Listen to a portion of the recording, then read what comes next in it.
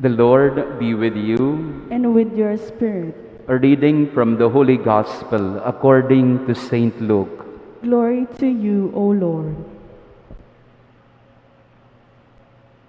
Tax collectors and sinners were all drawing near to listen to Jesus.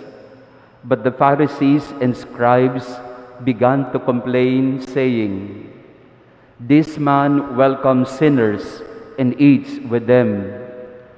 So to them Jesus addressed this parable. A man had 2 sons, and the younger son said to his father, "Father, give me the share of your estate that should come to me." So the father divided the property between them. After a few days, the younger son collected all his belongings and set off to a distant country, where he squandered his inheritance on a life of dissipation.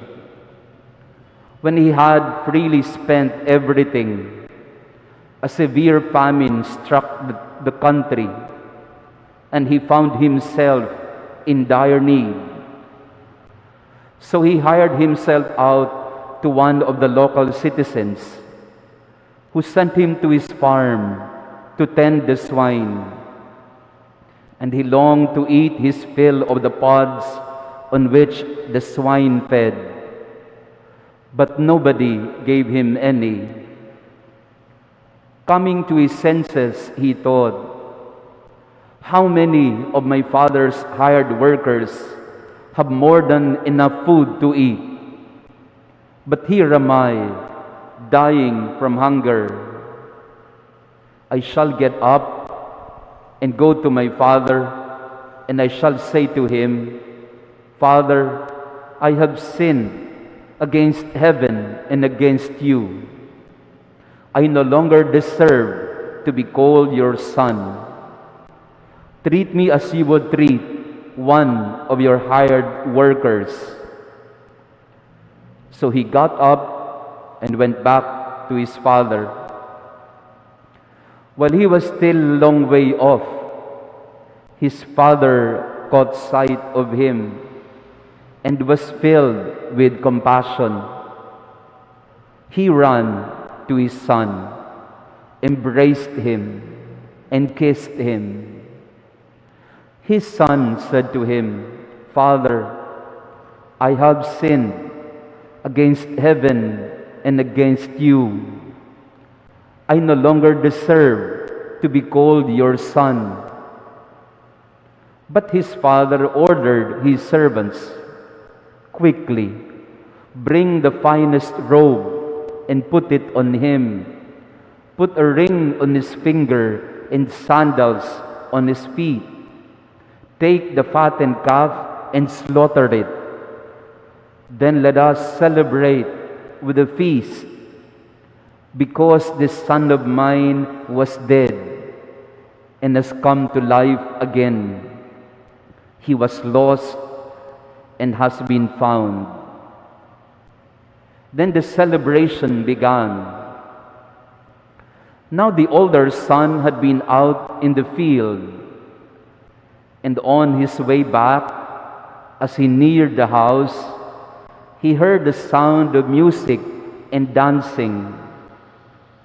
He called one of the servants and asked what this might mean.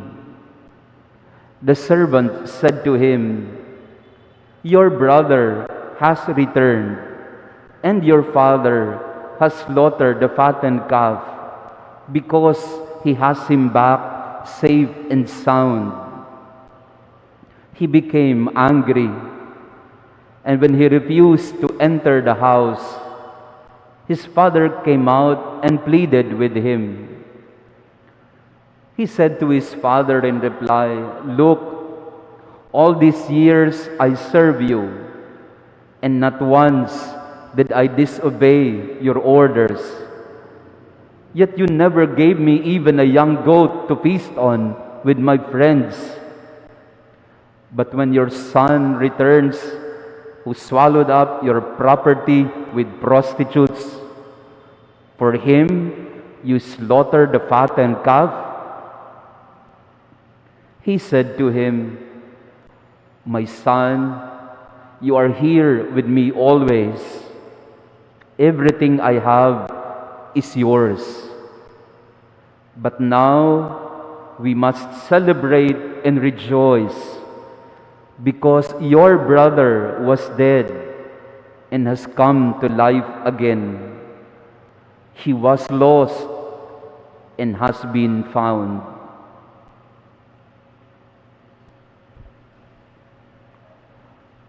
The Gospel of the Lord. Praise to you, Lord Jesus Christ. Please be seated. Magandang umaga sa inyong lahat, mga kapatid na narito ngayon, gayon din na mga kapatid natin na kasama natin sa pamamagitan ng online Mass.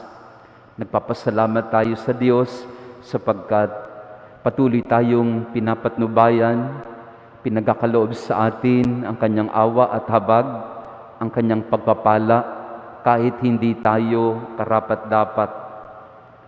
Yung ating mga pagbasa ngayon, lalo't ang pagbasa ng Ebanghelyo, kung tutuusin, ay hindi na dapat dugtungan pa. Sapagkat kung papakinggan mo ang talinhaga ng pamilya, ng maawaing ama, ng alibughang anak, at ng mapanibughong anak, ay isang araw, isang linggo, isang buwan, isang taon na pwede mong pagnilayan at hindi mo pa lubusang maiintindihan ang talinhagang ito. The parable of Jesus today is just so beautiful and so deep that it's so hard to put it in just 2 or 3 minutes. Kaya nga po ang paanyaya sa atin ay pagnilayan pa natin lalo ang talinhagang ito ng napakadakilang awa ng Diyos na pinakita ng awa at habag ng Ama sa alibughang anak. Pero ngayong umaga, nais ko lang bigyan ng kaunting pansin at dagdag ang ating ebanghelyo sa konteksto ng mga nangyayari sa ating panahon ngayon. Si Pope Francis po sa kasalukuyan, sa mga oras na ito, ay nasa Iraq. Kahapon siya'y dumating doon at ang bungad niya agad sa mga taga-Iraq, "I come here as a penitent pilgrim, asking forgiveness for the cruelty, for the violence and hatred caused by animosity, by lack of fraternal love. So I come here as a pilgrim of peace, a pilgrim of hope, na ipaalaala sa atin na tayong lahat ay magkakapatid." The presence of Pope Francis in Iraq right now is a reminder to all nations, to all humanity, that we are all brothers and sisters. We belong to the same Father. You may have a different religion or faith. You may belong to a different country or ethnicity. But just the same, we are one family with the same lineage and the same Father. Sa talinhaga ni Hesus, hindi matanggap ng matandang anak yung pagmamahal ng tatay nila sa nagkasala. Your son ang tawag niya. Ngunit nang sinagot siya ng kanyang ama, your brother. At yun ang madalas nakakalimutan natin. We are brothers, sisters to one another. Sa panahong ito sa Pilipinas, unless you have been living in the caves, you know for a fact that we are a greatly divided country, na ang sitwasyon natin ngayon ay kalunos-lunos sapagkat napakarami ng naghihirap, ngunit awayan pa tayo ng awayan, bangayan pa ng bangayan. And our politicians are not helping us at all when it comes to peace and bridging peace, promoting unity among us. 2021 pa lang, ang isip na ng mga politiko natin ay 2022. Ngayon pa lang naggagapangan na sa politika. Ngayon pa lang nagugulangan na sila kung sino ang tatakbo at hindi. And this creates so much division around us. Instead of looking at the real situation and helping those who are greatly in need and suffering. Our treatment of one another nowadays is that of enemies, hostile against each other. We have forgotten that we are just but one country, one people, one children of God. Kaya tayong mga Kristiyano, ito ang hamon sa atin.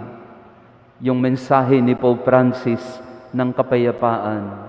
In our own little way, in our own context and experience and life situation. Be a promoter of peace, of forgiveness, of compassion. Yung maging instrumento tayo ng pagkapatawad sa halip ng pagkagalit-galit.